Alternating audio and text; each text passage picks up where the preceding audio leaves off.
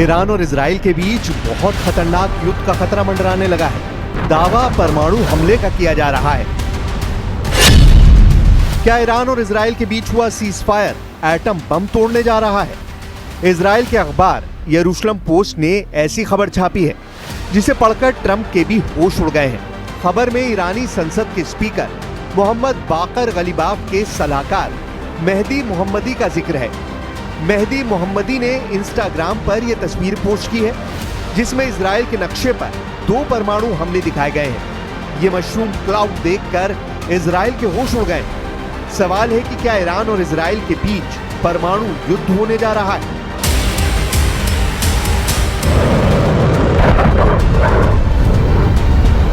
Israel पर हुए Iran के मिसाइल हमले 1 महीने पुरानी बात है। 13 जून को ही इजराइल ने ईरान पर हमला करके वहां की मिलिट्री लीडरशिप को खत्म कर दिया था। लेकिन इसके बाद ईरान ने ऐसा मिसाइल अटैक किया कि इजराइल में छुपने के लिए बंकर भी कम पड़ गए। ईरान की मिसाइल हाइफा में गिरी, तेल अवीव में गिरी और उसके ऐसे ऐसे मिलिट्री अड्डों को टारगेट किया जिसका अंदाजा नेतन्याहू को क्या, ट्रंप को भी नहीं था। लेकिन सच यह है कि ईरान और इजराइल के बीच युद्ध की चिंगारी फिर से फूट पड़ी है। इजराइल के प्रधानमंत्री बेंयामिन नेतन्याहू ने अमेरिका की मीडिया को इंटरव्यू दिया है और उसमें साफ साफ कहा है कि ईरान अब इजराइल के खिलाफ परमाणु हमला करना चाहता है। नेतन्याहू ने कहा है कि हिजबुल्लाह की लीडरशिप खत्म करने के बाद ही ईरान ने यूरेनियम संवर्धन की रफ्तार बढ़ा दी थी और ईरान इजराइल को मिटाना चाहता है। इजराइल का F-15 फाइटर जेट फिर तैयार किया जा रहा है।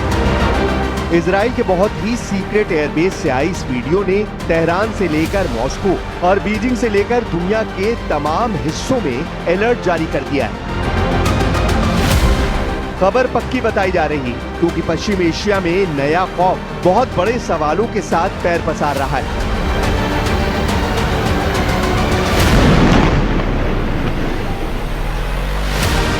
क्या इजराइल और ईरान का युद्ध फिर शुरू होने जा रहा है? क्या हमला जुलाई महीने में किसी भी वक्त शुरू हो सकता है?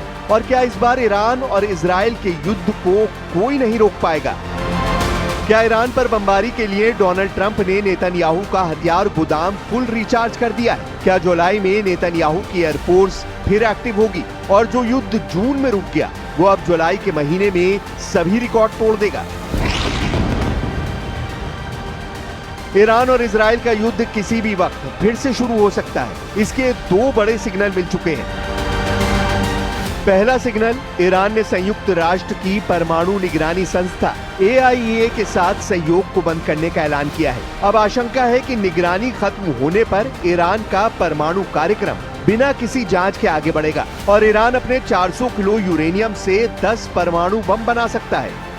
दूसरा और सबसे बड़ा सिग्नल, इजराइल को अमेरिका से 4,500 करोड़ रुपए के हथियार सप्लाई होने वाले हैं। अमेरिका की इस मिलिट्री मदद में इजराइल को 7,000 बंकर बस्टर बमों के लिए JDAM गाइडेंस किट मिलेगी, यानी joint direct action munition guidance kit.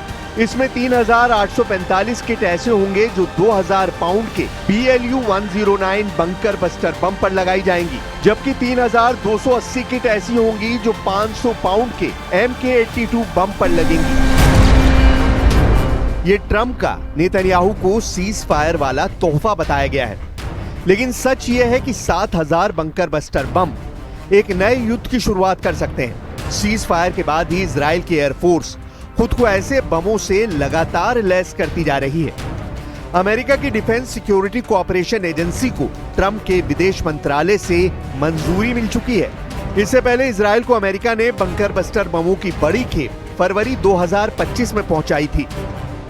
तब इजराइल के अशदोद बंदरगाह पर बहुत ही खुफिया तरीके से बम पहुंचाए गए और फिर ट्रकों के जरिए उन्हें इजराइल की सेना तक सप्लाई कर दिया गया। जब इस वीडियो को बहुत ही खुफिया तरीके से रिकॉर्ड किया गया था तब किसी को अंदाजा नहीं था कि इजराइल के अशदोद पोर्ट पर गुजर रहे ये ट्रक ईरान से होने वाले युद्ध का सामान कंटेनर में भर के ले जा रहे हैं।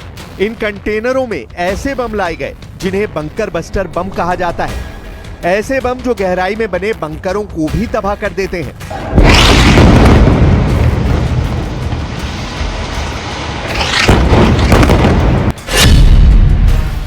अमेरिका अब इजराइल को 7,000 से ज्यादा बंकर बस्टर बम दे रहा है। ये बम आसमान के रास्ते भी पहुंचाए जा रहे हैं और समंदर के रास्ते यानी कार्गो शिप से भी इजराइल को सप्लाई किए जा रहे हैं। ये एक तरह से इजराइल और अमेरिका के बीच बम हाईवे बना दिया गया है, जिसके टारगेट पर ईरान ही नजर आ रहा है। ये डोनाल्ड ट्रंप का नेतन्याहू को बहुत बड़ा और धमाकेदार तोहफा है। डर यह है कि इस तोहफे के पीछे ईरान से युद्ध का दूसरा राउंड लड़ने की तैयारी कर ली गई है। यही वजह है कि इजराइल की एयरफोर्स फिर से सुपर एक्टिव मोड में है। इजराइल के एयरबेस पर लगातार काम चल रहा है। यह है अमेरिका से सप्लाई किया गया MK-84 बंकर बस्टर बम। इसी बम से इजराइल ने अब तक गजा के कोने कोने को मिट्टी में मिलाया है और ईरान पर भी ऐसे ही बमों से हमले किए गए हैं। लेकिन जुलाई को लेकर ट्रंप और नेतन्याहू की जो तैयारी है वो एक लंबे युद्ध की तरफ इशारा कर रही है। 2000 पाउंड या फिर 900 किलो के इस बम की ताकत क्या है, आप इन धमाकों को देखकर समझ सकते हैं। जब ये बम गिरता है तो ऐसा धमाका होता है जो पूरी बिल्डिंग को गिरा देता है। ऐसी तस्वीरें पिछले 15 महीनों में गाजा में भी देखी गई और लेबनान की राजधानी बेरूत में भी देखी गई। फरवरी में अमेरिका ने इजराइल को ऐसे 10,000 बम सप्लाई किए। अब जुलाई में ऐसे 7,000 और बम पहुंचाए जा रहे हैं। यानी गजा और बेरूत के बाद ईरान पर भी मेड इन अमेरिका वाला बारूद फिर से बरसाने की तैयारी हो चुकी है। गजा से लेकर बेरूत और तेहरान तक इजराइल एयरफोर्स के विमान और इन्हीं बमों ने सबसे बड़ी तबाही मचाई है। इजराइल का ऑपरेशन राइजिंग लायन इस बम के बिना कभी शुरू नहीं हो पाता।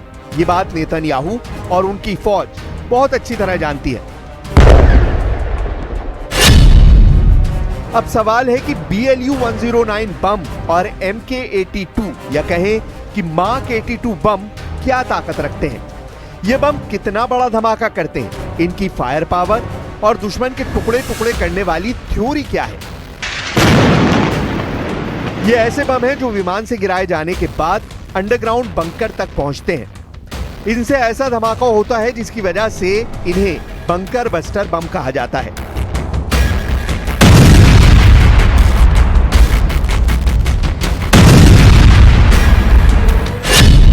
जब मार्क 82 बम फटता है तो 15 मीटर चौड़ा और 11 मीटर गहरा गड्ढा करता है। यह बम 3.5 मीटर मोटी कंक्रीट को चीरकर बंकर में बैठे दुश्मन को खत्म कर सकता है। अगर बंकर लोहे का है तो यह 38 सेंटीमीटर मोटी मेटल की दीवार को भी भेद सकता है। अब सोचिए कि 500 पाउंड का बम अगर ऐसी तबाही मचाता है तो 2000 पाउंड का बम तो 4 गुना ज्यादा तबाही मचाता होगा। इजराइल की एयरफोर्स ने 600 दिनों तक गजा पर ऐसे ही बम गिराए हैं। 12 दिन बमबारी ईरान पर भी की गई है और ऐसे मिशन में अमेरिका के ही बंकर बस्टर बम इस्तेमाल किए गए हैं।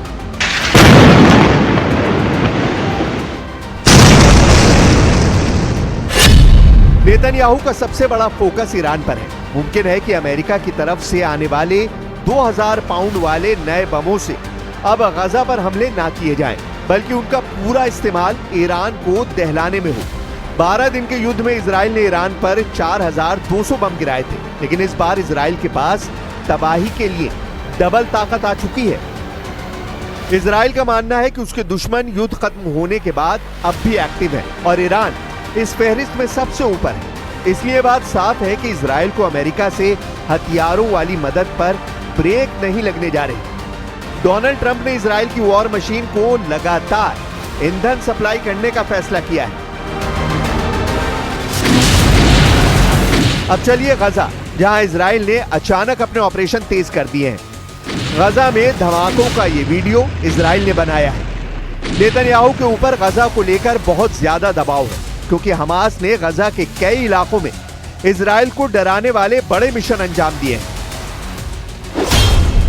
इजराइल का दावा है कि हमास ने अब इजराइल के सैनिकों को अगवा करने की कोशिश शुरू कर दी है। यानी हमास अब इजरायली सैनिकों को किडनैप करके इस युद्ध को और लंबा खींचना चाहता है। इजराइल बार बार दावा करता रहा है कि हमास गजा में हार रहा है और उसके 20,000 लड़ाके इजरायली ऑपरेशन में मारे जा चुके हैं। लेकिन गजा में फैले मलबे के बीच में से आने वाले वीडियो बता रहे हैं कि हमास अब भी इजराइल को टक्कर दे रहा है। 24 जून को गजा के खान यूनुस में इजराइल के 7 सैनिक मारे गए। 7 जुलाई को गजा के बैत हनून में इजराइल के 5 सैनिक मारे गए। गजा में हमास घात लगाकर हमला कर रहा है। गजा में जून के महीने के बाद जुलाई का महीना भी इजराइल के लिए खूनी साबित हो रहा है। इन दोनों हमलों ने इजराइल की सेना पर बड़े सवाल खड़े कर दिए हैं। हमास के इस तरह के हमलों ने इजरायली सेना के पावर सेंटर में तहलका मचा दिया है। ऐसे हमले लगातार तेज हो रहे हैं। कोशिश है कि नेतन्याहू की फौज में नया डर पैदा किया जा सके। ऐसे धमाकों में न सिर्फ इजराइल का टैंक फट रहा है, बल्कि इजरायली सेना की ताकत वाली छवि भी चकनाचूर हो रही है। अब तक गजा में इजराइल की बमबारी से 57,000 लोग मारे जा चुके हैं। इजराइल का दावा है कि इनमें 20,000 हमास के लड़ाके थे। वहीं गजा में ऑपरेशन के दौरान इजराइल के अब तक 451 सैनिक मारे जा चुके हैं। गजा में हमास के हमलों ने उन इरादों को भी तोड़कर रख दिया है जिन पर नेतन्याहू और डोनाल्ड ट्रंप की मीटिंग में एक राय बनी थी। हमास के हमलों से इजराइल की सेना में बड़ा हड़कंप मचा हुआ है, क्योंकि जिस हमास के खिलाफ इजराइल 600 दिन से लंबा युद्ध लड़ रहा है, वो हमास अब भी इजराइल के सैनिकों को मार रहा है। गजा में इजराइल और हमास का युद्ध और हजारों लोगों की मौत पर कुछ दिन तक ईरान इजराइल के युद्ध ने पर्दा डाल दिया था, लेकिन अब गजा फ्रंट की तस्वीरों ने इजराइल में हाहाकार मचाना शुरू कर दिया है। अमेरिका की न्यूज एजेंसी दी एसोसिएटेड प्रेस की खबर है कि गजा में मदद पहुंचाए जाने के दौरान जो अमेरिकी सुरक्षा कर्मी गजा में मौजूद हैं, वो लोगों पर गोलियां चला रहे हैं।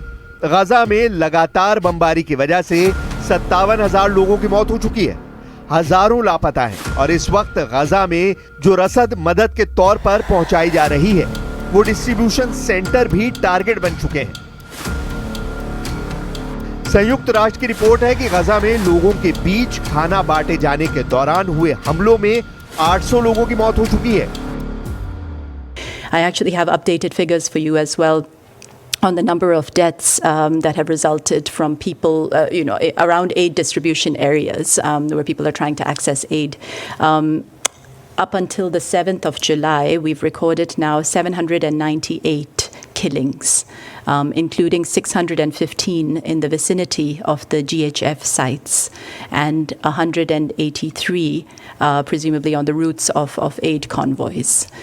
This is nearly 800 people who have been killed while trying to access aid.